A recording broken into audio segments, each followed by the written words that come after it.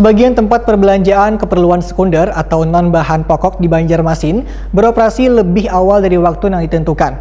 Oleh hasil kesepakatan rapat Forum Koordinasi Pimpinan Daerah Banjarmasin, tujuan surat edaran hasil kesepakatan rapat Forkopimda tersebut diterbitkan untuk mengurangi risiko penularan COVID-19 jika terjadi kerumunan di pusat perbelanjaan.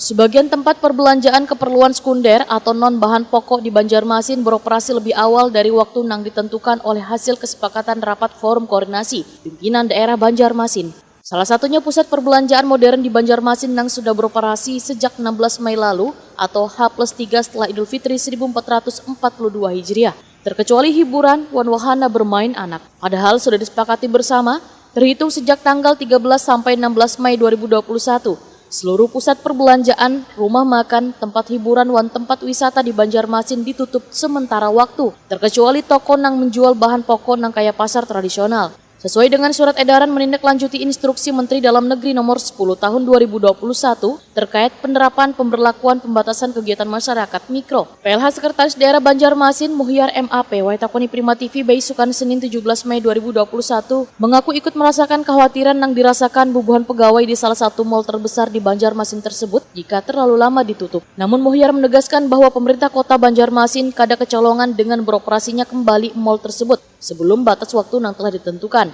Lantaran dari pihak manajemen Duta Mall Banjarmasin telah berkoordinasi dengan pihak Forkopimda sebelumnya. Muhyar juga menjelaskan tujuan surat edaran hasil kesepakatan rapat Forkopimda tersebut terbitkan untuk mengurangi resiko penularan COVID-19 jika terjadi kerumunan di pusat perbelanjaan.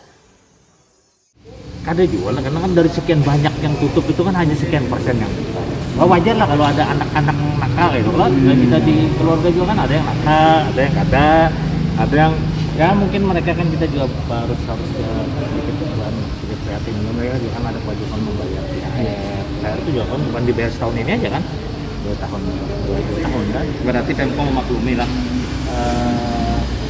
selama ini kan sementara kan ya karena sudah terjadi kan iya.